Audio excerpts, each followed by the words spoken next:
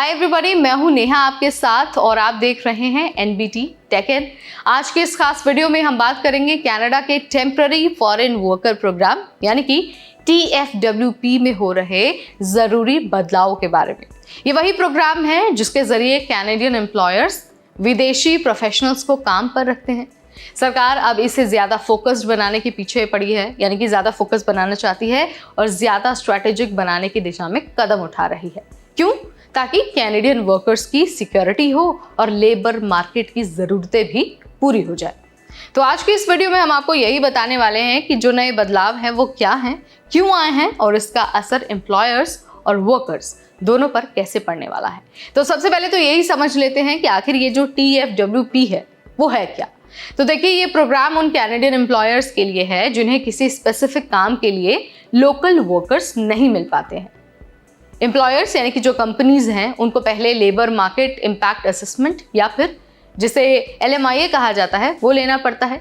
ये दिखाता है कि फॉरेन वर्कर हायर करने से कैनेडियन वर्कर्स की जॉब पर कोई असर नहीं पड़ेगा। पिछले सालों में कई बदलाव देखने को मिले हैं, जैसे कि लो वेज LMIA एप्लीकेशंस पर रेस्ट्रिक्शन, खासकर हाई अनएम्प्लॉयमेंट रीजन्स में। हाई वेज जॉब्स के लिए वेज थ्रेशहोल्ड को रीजनल मीडियन से 20% ऊपर बढ़ाना, किसी कंपनी की वर्कफोर्स में TFWP वर्कर्स की लिमिट को कम करना।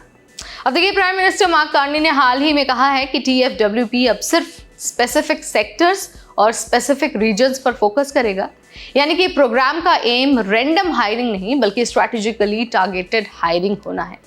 सरकार ने 2025 के लिए 82,000 नेट न्यू TFWP एडमिशन का टारगेट रखा है। स्पाउसल ओपन वर्क परमिट्स पर भी नए रेस्ट्रिक्शंस आए हैं।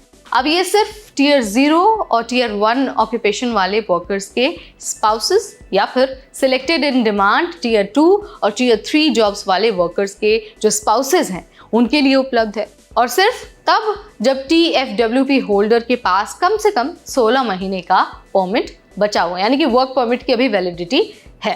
अब देखिए, ऐसा नहीं है कि हर कोई इसे सपोर्ट ही कर रहा है। TFWP को लेकर भी कई सारे क्रिटिसिज्म है जिन पर बात होना बहुत जरूरी है। जो कंजर्वेटिव पार्टी के लीडर हैं पियरे, उनका कहना है कि ये कैनेडियन वर्कर्स की जॉब अपॉर्चुनिटीज को कम करता है और उन्होंने इसे पूरी तरह से बंद करने की बात भी कही है।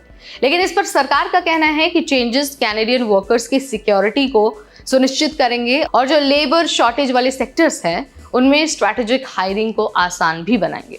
अब देखिए, सरकारी डेटा बताता है कि जनवरी से जून 2025 के बीच वर्क परमिट इशुएंस पिछले साल की तुलना में 50% कम हो गए हैं। इस अवधि में सिर्फ 33,722 नेट न्यू TFWP जो परमिट है वो जारी किए गए हैं। इसका मतलब है कि नए रिस्ट्रिक्शंस का असर पहले ही दिखने लगा है। कंपनीज को अब ज़्यादा प्लानिंग करनी पड़ रही है और ज़्यादा स्ट्रैटेजिक हायरिंग करनी पड़ेगी और प्रोग्राम्स की जो ओवरऑल यूसेज है वो भी अब कम हो गई है। खैर, अगर मैं इसको कंक्लूड करूं या फिर यूं कह लीजिए समराइज करने की कोशिश करूं तो कनाडा का जो TFWP है, जो ये प्रोग्राम है, वो अब ज़्यादा फोकस्ड और ज़्यादा स्ट्रैटेजिक बन गया है। Low wage restrictions, high wage thresholds, spousal permit limits और रीजनल फोकस, इन बदलावों का मकसद कैनेडियन वर्कर्स को प्रोटेक्ट करना है और लेबर मार्केट नीड्स को बैलेंस करना है। सो आप मुझे बताइए, आप क्या मानते हैं? क्या आप मेरी बात से ताल्लुक रखते हैं? आपको क्या लगता है, क्या TFWP प्रोग्राम को पूरी तरह से बंद कर देना चाहिए या फिर ये कैनेडियन वर्कर्स के हित में है?